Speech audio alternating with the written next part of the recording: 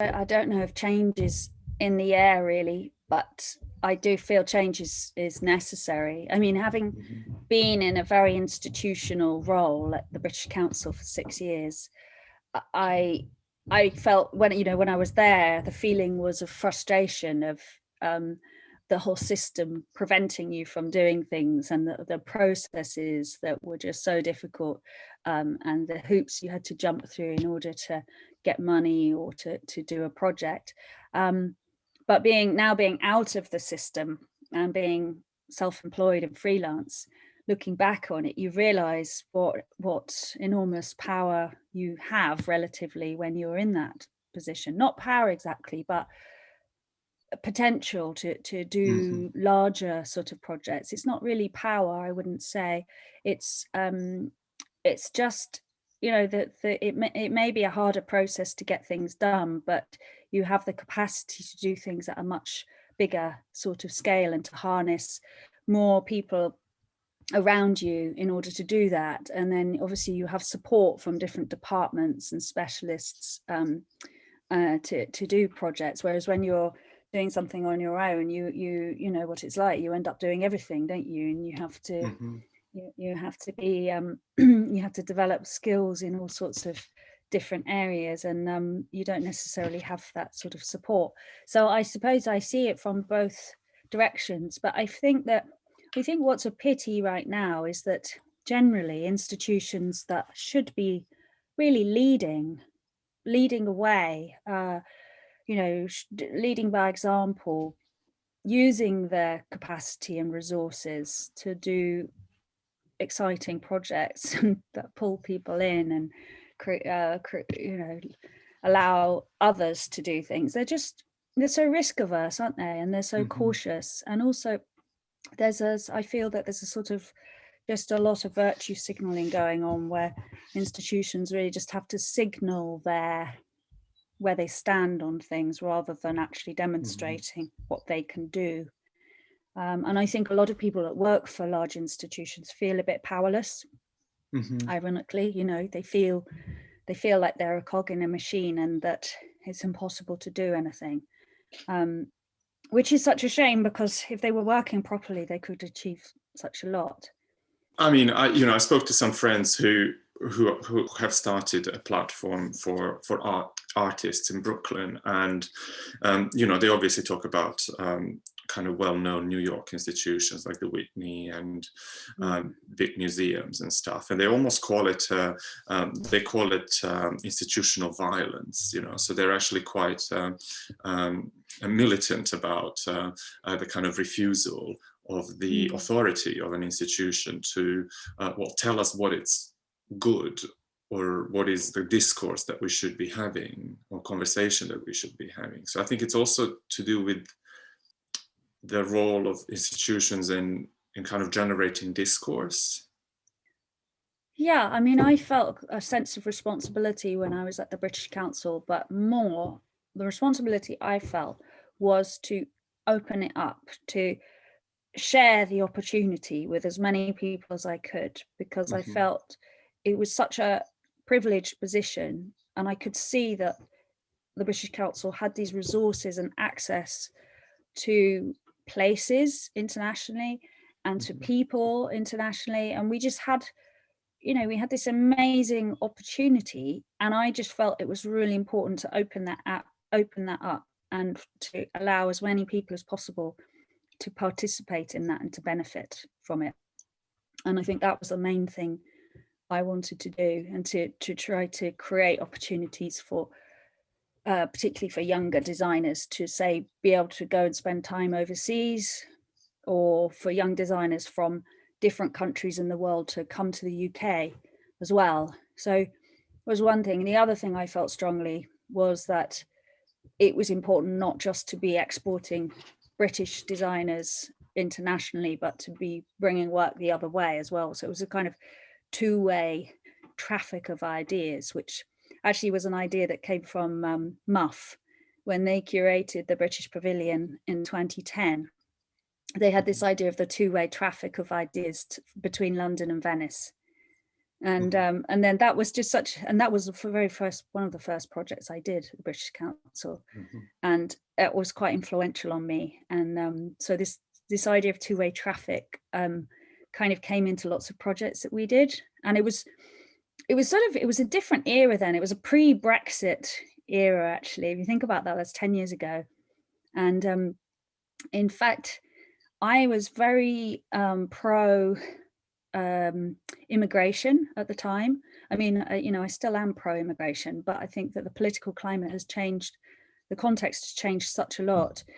It's interesting to think 10 years ago, if you said that you were against immigration controls and for the free flow of people into the UK and for the import of designers from the opportunity of designers from around the world to come to the UK to work, that was actually something, it was a bit radical to say that, because people would say, yeah, but you can't just not have immigration controls, can you? You can't. And we actually had debates about this subject, and I really took the position that was an important thing to fight for, that the British Council should be doing this two-way thing. But I feel like the climate has actually really changed now, and it's such that it's now become politically unacceptable for the British Council to even tour exhibitions of British work overseas, because they've become so defensive about the opposite, i.e. the idea that you should support British designers to go overseas to show their work as part of an exhibition or a performance or whatever it is. And that's sort of interesting reversal. And I don't think that's a good thing. I mean, how these boundaries of radicality are shifting. It's quite astonishing, actually. It is. I was listening to a podcast with I think Owen Jones and Slavoj Žižek, and they were talking about exactly the boundaries of what was a year ago considered radical in terms of, well, now government introducing things like universal basic income and things that you wouldn't dream about are becoming a reality. I more feel like the old sort of positions that used to typify where someone stood on a political spectrum, left to right, are completely meaningless now in terms of what we might think of as progressive or democratic or radical. And someone like Owen Jones, I see as really one of the most conservative, anti-progressive people around now, almost. The fact that he thinks it's wonderful that so many people are on universal credit. I mean, how can you celebrate something like that? Surely the sign that so many people are on universal credit is a really desperate thing. It's a really bad thing to have people on universal credit. They're dependent on the state. They lose their ability to be independent and earn their own living. What that does to people, not just in terms of their living standards, which are pitiful on a universal credit, but in terms of their whole status in society. And that's probably somebody would think I might be right-wing for saying something like that. But, I'm not right. I don't consider myself a right-wing person at all. I consider myself. So Vicky, do you think do you think your positions have shifted? Because I often think about myself, and I kind of look at myself a year ago or 2 years ago, and I always do see a change, and I always see a certain kind of progression, which let's call it progression, in terms of ideas, in terms of things you've done, etc., etc. Can you track your own progression of thoughts, and maybe not necessarily in terms of left or right, but is there anything striking that you've noticed in your own change over the years? I think one of the things I feel right now is that I feel very disconcerted by the current period, very particularly insecure and not at ease with this situation. I mean, for obvious, none of us feel at ease with this situation, but I particularly feel it because I don't really know where I stand. You know, I don't really know what to think. And generally, I'm someone that's kind of, you know, I read a lot and I try to make sense of things.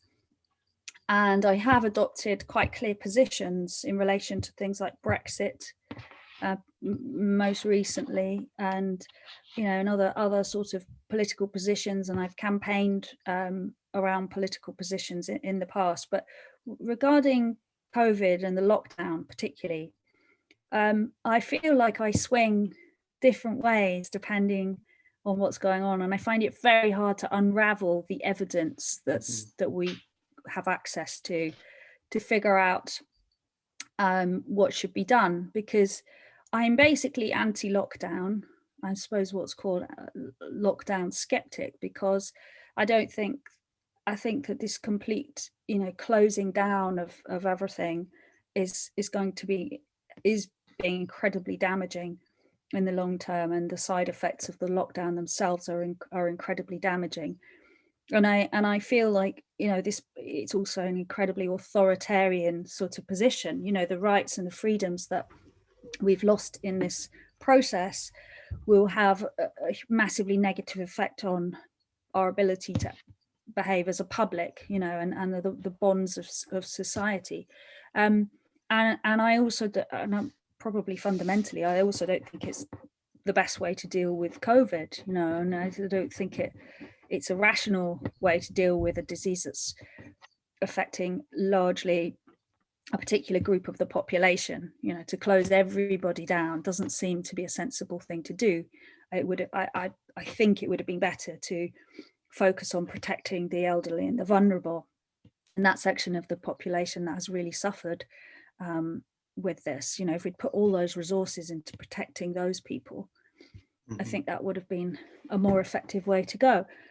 But on the other hand, it's frightening, you know, and it's and I'm you know, obviously I'm as worried as anyone else for my parents and for people I know. And so you're caught between this instinctive political opposition to a policy that it seems so destructive and anti-democratic. Yeah, quite oppressive. But, yeah. Yes, but on the other hand, a genuine sense of fear and the unknown about what's going to happen. I guess we all feel challenged in terms of what we believe in. Yeah.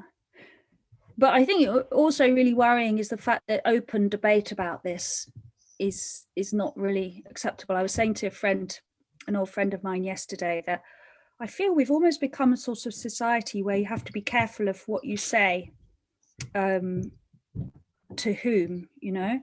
And I mean, we spoke on the phone a couple of weeks ago, and so I know that you're kind of, and I know you, so I know you're a pretty open-minded kind of person. But to be really honest, I find myself censoring what I say these days until I know where somebody stands. And isn't that awful? I mean, I associate that kind of self-censorship and a sort of double layer of discussion, you know, the discussion you might have with a private friend, somebody you know and trust, where you can be completely open and saying what you think. And then there's the discussion you have with somebody you don't really know, and you don't know where they stand on different subjects, and you be guarded and careful about what you say. I associate that kind of double level of conversation and operation as something more to do with a country like Argentina during the dictatorship, or you know, countries where oppressive dictatorships where you have to be careful what you say. I mean, but seriously, that's I don't think we're that far off that. It's completely different, obviously, because it's not a dictatorship, and it's happened in it comes, well, it's the oppressive aspect comes from the, you know, I guess in dictatorships is external, but in our environment is actually internal. So you are policing yourself rather than being policed from an external entity, right? Well, except the two things go together. I mean, ultimately, these days, we see the examples on social media of people being attacked on social media, people having to resign from their jobs because of saying something, social media platforms now censoring people, and just the general feeling that you have, particularly in institutions actually, of there being a sort of right answer to things or a kind of acceptable way of operating. And that's very imperceptible thing, isn't it? It's not strictly enforced, but well, it limits a dialogue. I mean, the dialogue is especially important right now, isn't it? Because there are very few clear answers to the way forward. And surely at a time like this, we need the widest possible debate, don't we? We need a whole multitude of different opinions and voices, and people's voices to be heard and to be listened to respectfully, rather than this sort of being labelled, having a label put on you, rather than actually someone coherently arguing with you, because we're not. There's very few rational discussions that go on now between people who really disagree with each other. It's much more likely that people just throw insults. Yeah, and cancel each other in a way. So if you believe in this, you're actually completely cancelled from the other side of the argument. I mean, it is a big question about, I guess, in artistic production, and these are very, I think, tricky territories. Whether you will watch a Leni Riefenstahl film and admire it, the Nazi propaganda film director. So how do we handle these very fragile notions of art and or creative production? Yeah, I don't know. We're going into a strange direction. It's not necessarily what I have in my notes. No, okay, sorry, I'll stop being political. I do. I think it's good. No, but I think it's good. What do you think about that? About what? About being political? About a product of creativity becoming associated to its maker as a kind of political individual. Well, I'm really concerned about that. Recently there was the Philip Guston show, which was supposed to be on at the Tate, and it was postponed indefinitely, I think, because they looked at his work and there was some slightly dodgy images, and he'd I don't know the details, but I think in his earlier days he'd painted some sort of slightly racist or derogatory depictions of people, and so there's a fear. But something like that, is that done through fear, that the Tate will be accused of giving a platform to a supposedly racist artist? That's sort of very worrying when we're having these, when the decisions about what we see and discuss in culture are made on the basis of the artist's sort of political views. I don't think that's a good way to go at all, because that, it's part of this sort of whitewashing of the past that is happening all around us, isn't it, with the statues coming down, and it's a massive debate. But they're all, people are complex, aren't they? And particularly people from different generations to our own, it's we're made up of all shades of opinion, and we're a product of the era that we're part of as well. So I think it's very, very worrying. It's worrying just to not show someone's work, full stop. But it also, I think the assumption behind it is that as audiences and the public, we're very fragile and easily influenced.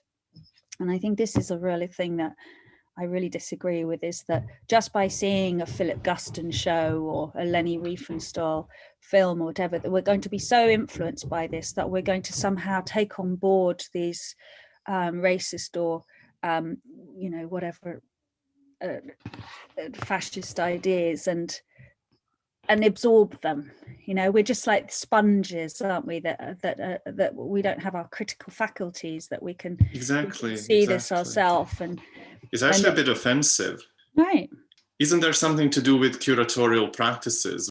Well, I think, yeah, I sort of grapple with this quite a lot, actually, because yes, as a curator, part of your role is to present a body of work in a particular way, to sort of, I suppose the fashionable way to put this is to tell a story, you know, have a narrative, although that's not what curators used to do so much in the past. I mean, the term obviously comes from the Latin, which curare, to for, and so it was much more about looking after objects, usually from the past, for their value, you know, for study and for future generations.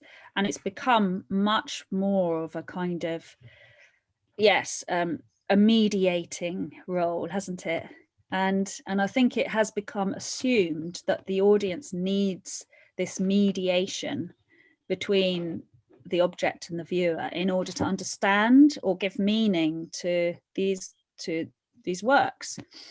And I'm really uncomfortable with that idea, and I don't like it. I mean, I really don't like it when I go to an exhibition and the position of the curator is really sort of dominant in the exhibition. Yeah, I like to be able to discover it for myself, and I like to be able to wander around in my own way and choose my own path and make my own connections between the work without having this sort of strong narrative or but you know, sometimes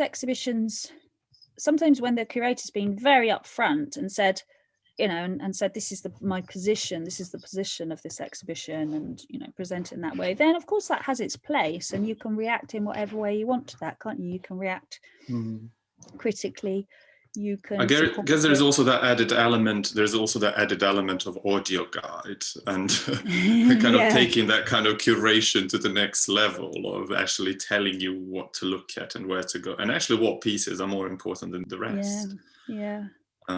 Sometimes audio guides are quite nice, actually. I have done them and really enjoyed them, but then it is a completely different experience. It turns you into, it takes away a lot of your volition and your role in the going around an exhibition. I guess it becomes less of a spatial experience. It becomes a bit more of a cinematic, prescribed experience. Yeah, definitely. Maybe we could go back to my notes, which are nothing. I mean, which we've completely ignored, which I think is great. Sorry.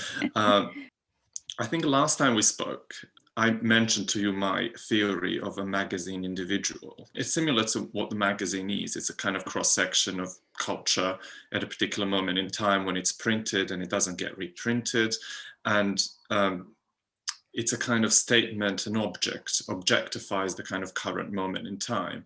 And so I was just wondering whether you think that, you know, magazine as a format, and you obviously started your career as a magazine editor, whether that could be a model for a creative practice almost.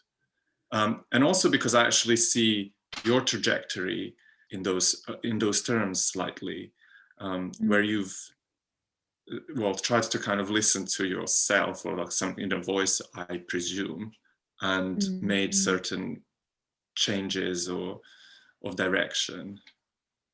Yeah, I mean, in my case, it's been completely intuitive and not planned. But this idea of the magazine person, I really like that, and I definitely sympathize with that way of thinking. I think I am a magazine person. I think it's also it's not just a sense of eclecticism, and I mean, I feel like I think I've got my eyes open a lot. I'm looking around a lot, and I feel like I'm somebody that just gets my energy from being in touch with a lot of people and talking to people and seeing what creative work other people are doing. So that's what gets me excited, and I love I love also putting things together. You know, that's a kind of magazine thing, isn't it? Assembling a body of ideas, and that seemed just right at that moment. And I always worked on monthly magazines. Actually, I never worked on a weekly, but the monthly rhythm of, you know, what's February all about? That would always really interest me. Saying, okay, what's happening right now? What are we gonna be thinking about in February? And so I loved that sort of quick turnaround, and then the juxtaposition of different ideas and projects and people. But I guess there's also a degree of I guess both in curation or magazine editing, there is a degree of kind of archaeological work, like discovering things. And I can particularly think of a great exhibition you've done recently or before lockdown, and the Sala Beckett. Well, I mean, I didn't discover Sala Beckett. In fact, Sala Beckett, which is the theatre in Barcelona by Flores and Prat, I mean, that had been quite widely published already, and it had been exhibited at Venice Architecture Biennale in 2018, and that's where I saw it. But I think the thing that I did was to say, well, how is it that a theatre in Barcelona is named after an Irish playwright? That was the question that just intrigued me, and I couldn't find the answer to that in the Venice Biennale.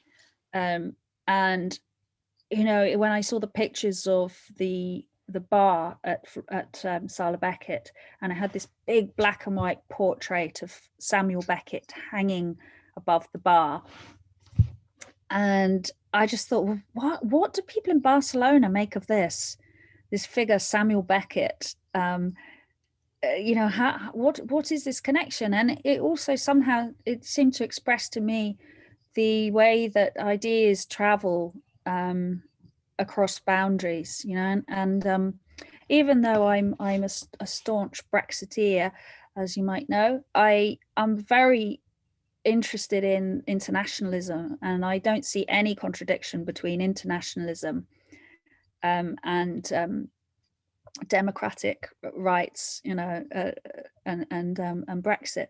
So I thought this is fascinating that an Irish playwright's work can there can be a theatre dedicated to him in Catalonia.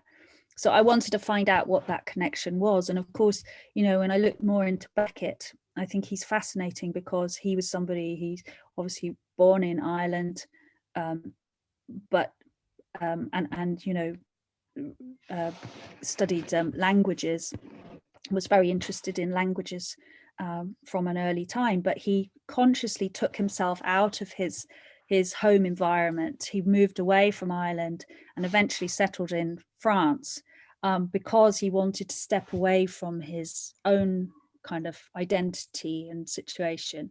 And he wrote in French so that he could get closer to the kind of essence of the idea. And then, you know, his work's translated into so many languages, and often he writes using a kind of universal language. Sounds like bim, bam, bem, bom, they're the characters in the play, what, where, but these are you know, names that are sort of meaningless, and so they're not translated into different languages, they're vowel sounds. So I got really interested in that idea about universalism, and I think that relates strongly to architecture as well. Were you a kind of Beckett fan? Was this also as part of this process? Did you rediscover Beckett? No, I wasn't interested in him at all. I didn't, and I knew very little about him. I knew he was really good looking, and there were all these cool pictures of him in Paris. But but no, I didn't know about him at all. And in fact, you know, I was really bad at English literature at school, and so I hadn't read his stuff or seen any of the plays. But that was fantastic to discover it, and to read, particularly the well, I guess that's the kind of archaeological plays. A bit, yes, or journalistic maybe. you know, because I think Yeah. it's probably more akin to the sort of research you do as a journalist.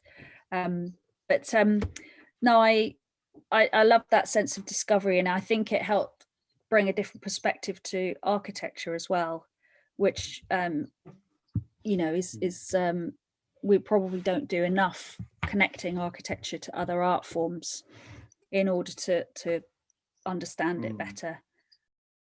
Do you think the kind of this digitalization that we're experiencing at the moment and the kind of shifting of paradigms, do you think that will change our approach and valuing of multidisciplinary approach to things?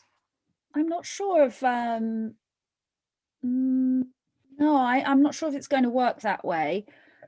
The thing, I mean, there's different benefits and disadvantages to this digital life. The disadvantage, it seems to me, is that it just sort of flattens everything.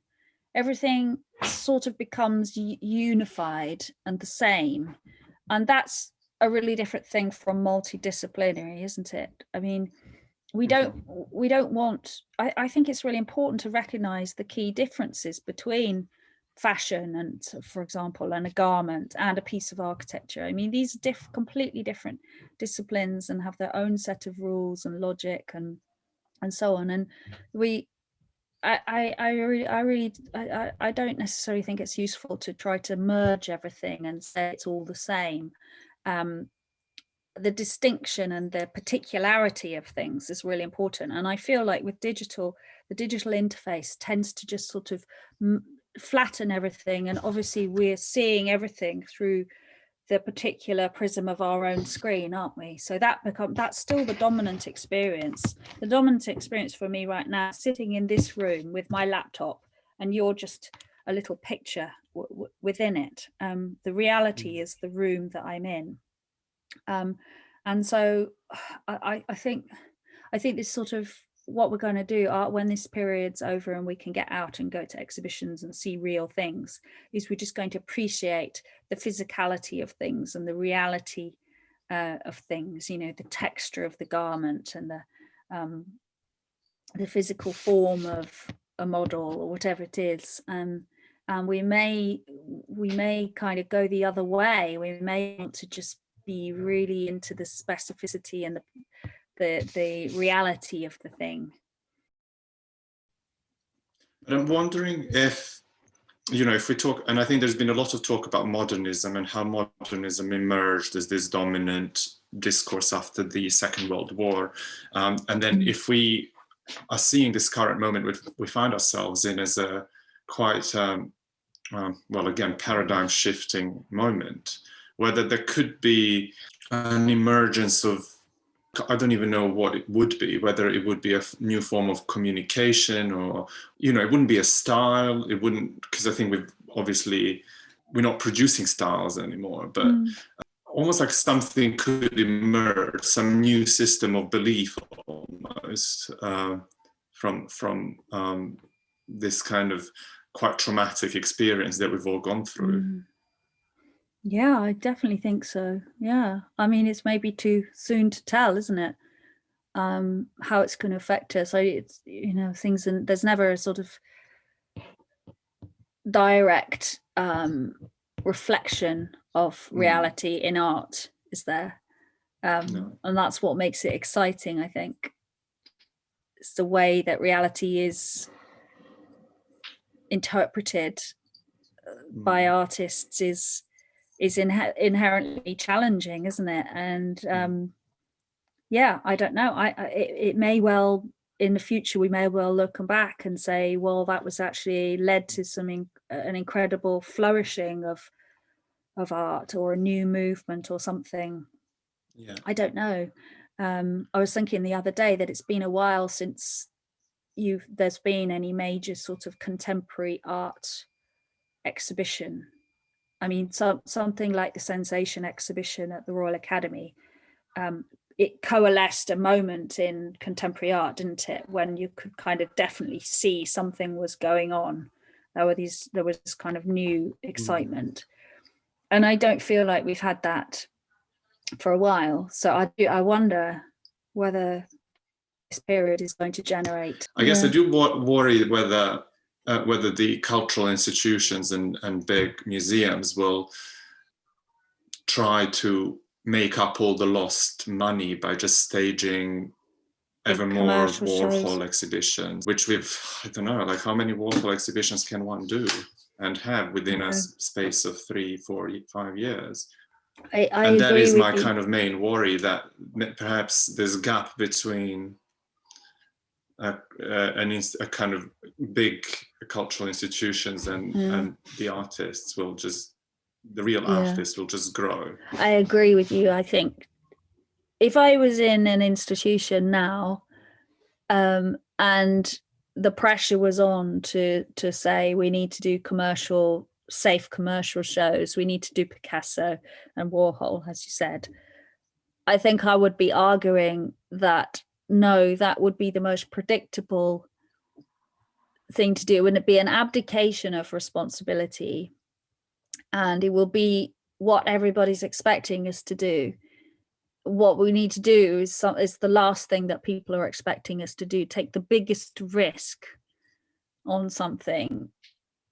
You know, I mean, it's all very well to say that, but wouldn't it be wonderful if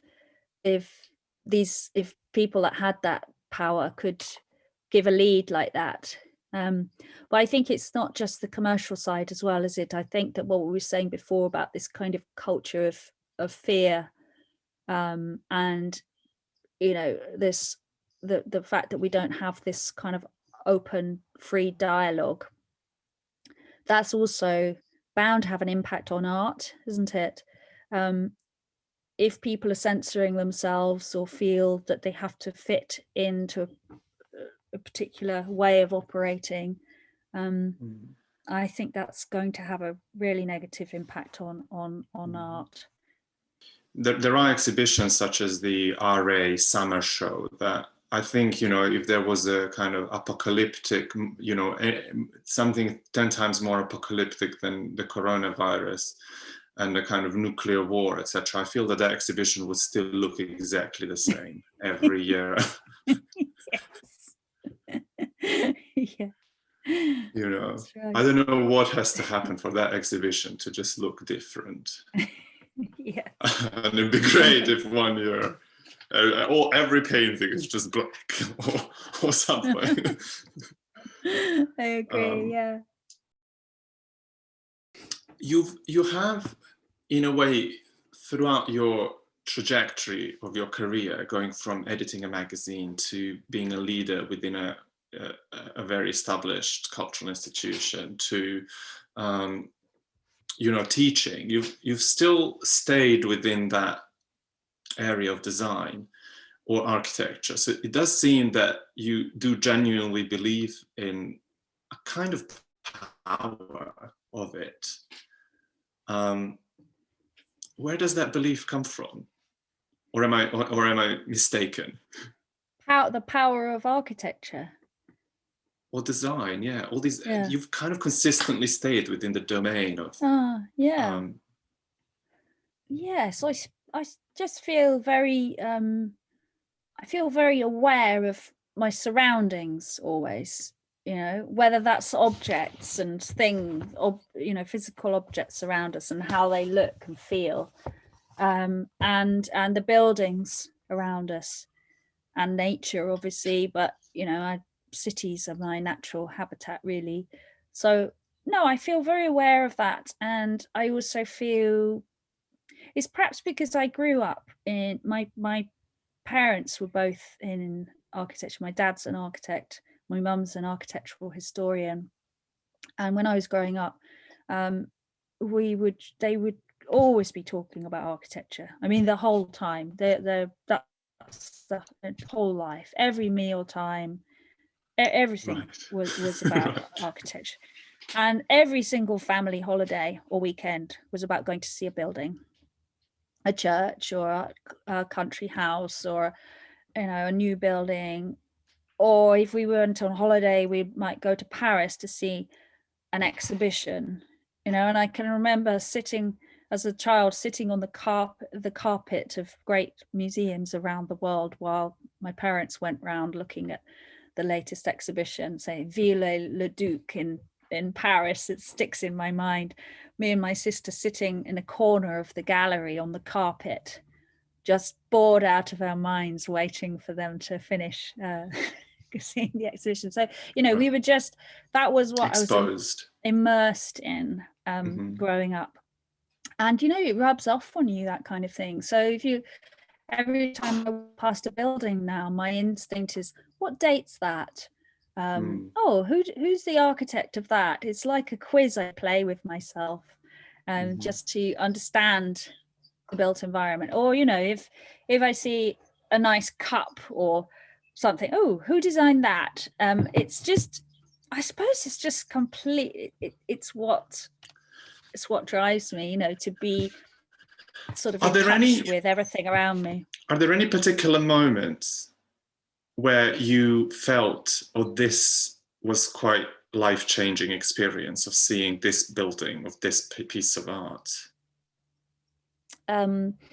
Yeah, going to New York when I was about 14, that really sticks with me. Yeah, just being in a completely different type of city, a vertical city, you know, and a city where you're just walking around with your head up all the time, and realizing that a city could be just in different dimension. You know, I think that was a massive impact. That's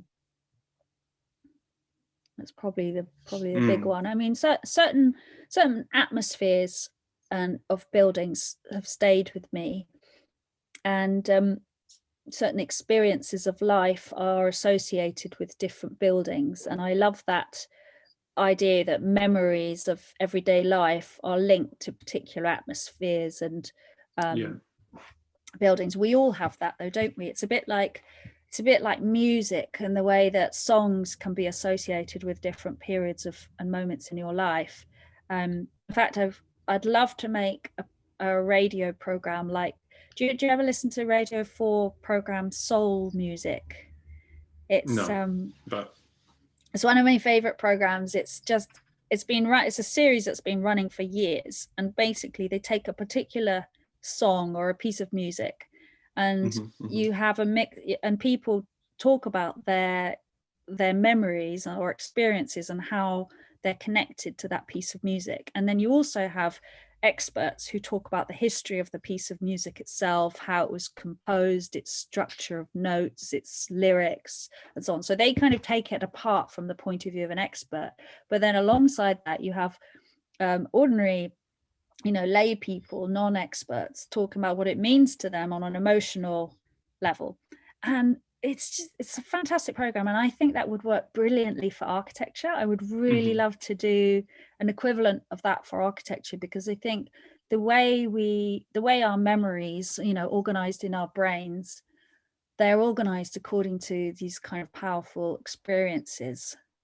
Spatial experiences, I think, are quite important, not just spatial, but also the textural. And architecture combines all of the senses in many ways, doesn't it? The experience of a building isn't just a visual one.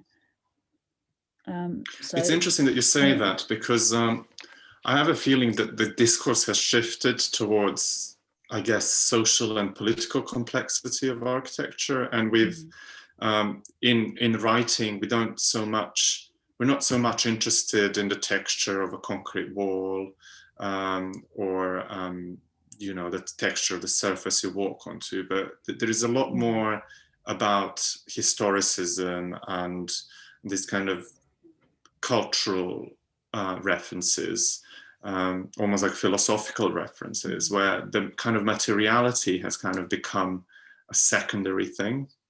And I've noticed that you've actually always been quite interested in materiality of spaces. Yeah. Well, I think what happened with architecture as an art form is that it became professionalized. You know, middle of the 19th century, the creation of the RIBA was a very, in many ways, a hugely positive thing in terms of the development of buildings and architecture and so on, and it's laid the basis for a very strong tradition of contemporary architecture in this country. But by taking architecture as an art form into a professional realm and regulating it as the RIBA does, regulating every aspect of it and including education, I think what that's done is to take it away from a sort of the mainstream discourse that we have when it comes to poetry or art or film, you know, and so somehow we preference the professional discussion about architecture over the broad intellectual and artistic and you know, emotional response to architecture. And so I think that's something that's happened that's not entirely positive, and I think it's actually a negative now that architecture has become so regulated. And then what you say in terms of the social analysis of architecture, well, we've become so conservative, I think, in assessing and judging the success of architecture that we have to now measure it instead. We have to measure the success of a building, whether through its impact on society or a particular community, or through its environmental performance, or its how much it cost, whether it was delivered on time. You know, there's these sort of measurements that we apply to architecture which take it beyond our beyond a question of judgment. And we don't apply, well, sometimes actually we do apply that to art as well. In art's been instrumentalized as well to a large extent, hasn't it? Assessed in terms of its social impact rather than its intrinsic value. Yeah, or for informal sense. It's almost like the formal aspect of both. The formal aspect is almost disintegrating as an important aspect of the creative products. Yeah, that's happened. That's not just architecture that suffers from that, is it? I guess there are areas where it still is central, like fashion and maybe design. So I think in those areas we could actually learn. We could learn from those areas where there is quite an emphasis on creating a beautiful object. Yeah, and also I think the anniversary of the Bauhaus last year, was it last year? No, the year before. That was an opportunity to look back and assess the Bauhaus. And I took part in a couple of events, discussions around it then. And, you know, that was a moment to reflect that what you had there with the Bauhaus was a complete alliance of a sense of social change and progress with material and formal change. So the sort of experiments in terms of materials and form and technology were totally sort of aligned with a sense that this was changing society and this was part of a bigger change that was going on. So those things were aligned and wrapped up in each other, weren't they? And I think experimentation is quite an important word. And does that, so would you say that the kind of professionalization of the profession, but whether that actually as an impact has a kind of neglecting of experimentation and exploration within that field? Well, there are still experiments that go on, but yeah, I mean, I think it's harder to experiment, particularly as a student studying architecture now, isn't it? It's you have to, you know, you've got to jump through all the RIBA hoops in your course. I mean, of course, some of those things are important measures of progress, aren't they? And I'm not saying there shouldn't be any criteria for the basis of a decent building. There's a real lack of willingness to fail, almost. It's like failure is almost inconceivable. Yes. Yeah, I agree. Or lip service has to be paid to particular things. I think the environmental agenda hasn't always been positive. That lip service obviously has to be paid to this, and sustainability can go into anti-development as well. I mean, there's a whole branch of architecture that's anti-architecture now, isn't it? Yeah. There's a lot of sustainable architects who would actually argue it better not to build anything at all. Well, of course, that's completely anti-experimentation, isn't it? That's completely, a brake is being put on developing the practice of architecture if we're not even allowed to build at all, if that's going to damage the climate and so on. I mean, I think that's really, really backward. I mean, the question of whether you're pro or anti-development is a very key sort of battle line right now, I would say. And it divides the world as well. I mean, the world is increasingly divided into those countries that are forging ahead in terms of development in their economies, and those that haven't had any real economic growth for years and are actually very suspicious of change and development. Well, I've never practiced as an architect. I studied architecture, but I only did part one, and then I became a journalist. And I learned a lot about the technology of buildings by writing articles for the RIBA journal for the technical section. But I've never practiced, so it's a very different path that I've followed. And I've worked very closely with designers. I've commissioned lots of graphic design, exhibition design. I've worked with fashion designers and so on. Commissioned architecture and judged competitions and written briefs and so on. So I'm deeply immersed in it, but I've never actually been responsible for a building.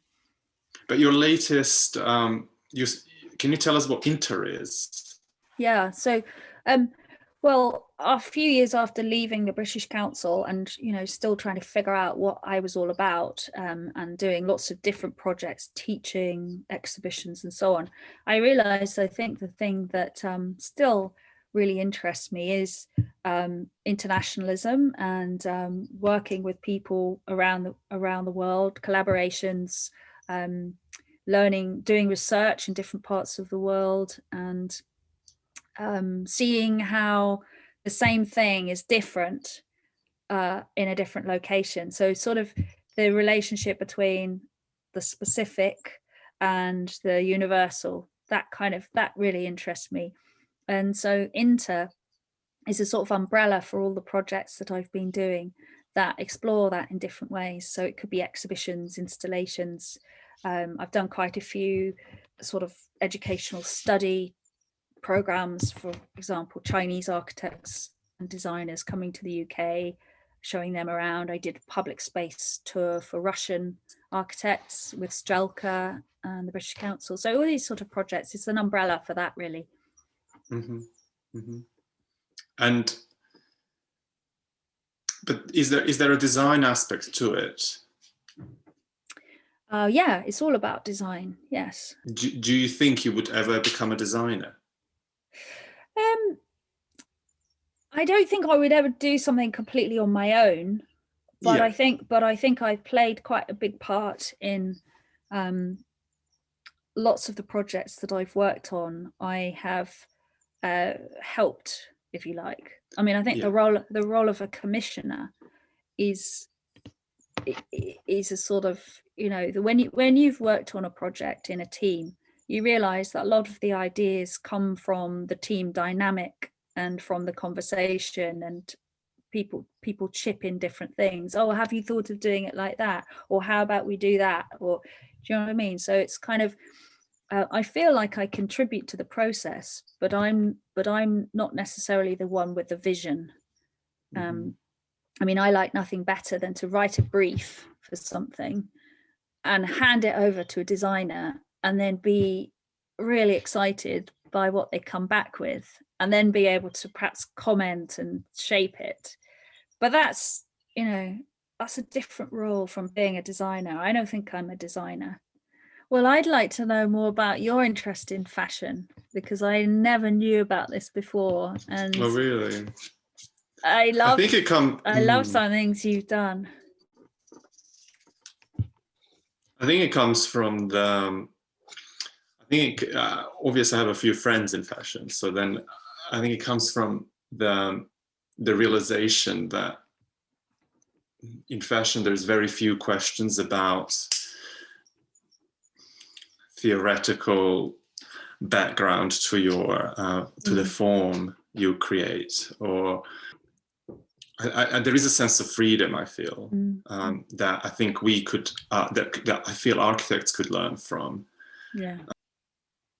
And I think that's something that's why I was so driven to it, because I felt if I was to think about my own art practice, and I do have a kind of creative urge. I do have an urge to make things and produce things. I've always felt like, the society or the art world, or all these social structures that we've actually talked about, are kind of imposing a certain rule book. They're imposing a certain set of boxes that we need to tick. It's like, where do you come from? What's your background? What's your sexuality? What's your gender? What's your, all these things that somehow make you or not make you an artist. And I felt in fashion a certain freedom. But I must say, having kind of departed slightly away from architecture, I've kind of also realized that fashion and art could actually also learn from architecture, because in fact, architecture is the profession that's not very identity centric, right? It's not about really where the architect comes from.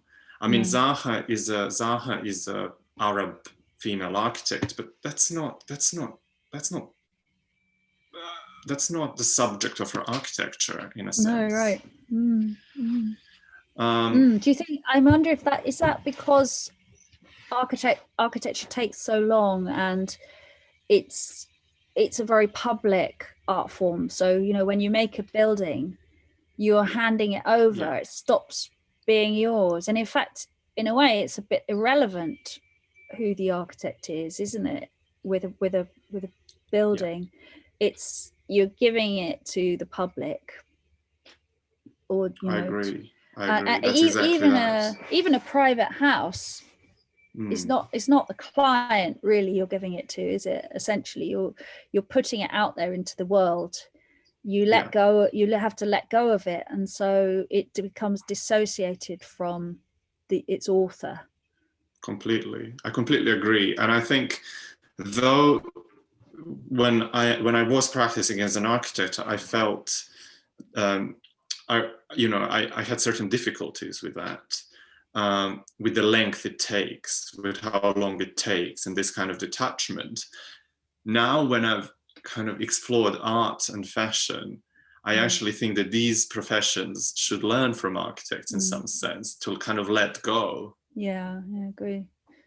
I think, coming back to Samuel Beckett, I found a very corresponding way of working in Beckett to architecture, in the sense of he wasn't interested in expressing his identity as an Irish man. In fact, he wanted to get away from that. He wanted to do something, and his work was about building something over a very long period of time, which slowly unfolded and added little bit at a time, and was added up to something immense. But he was very pessimistic about individual pieces of work, and not confident about his own contribution at all, and his own story and his own political opinions were really, he didn't see that as relevant or something he wanted to talk about at all. And I think that's something that's one of the things that really appealed to me about him, because I feel like so many artists are everything's about themselves, isn't it? Everything's about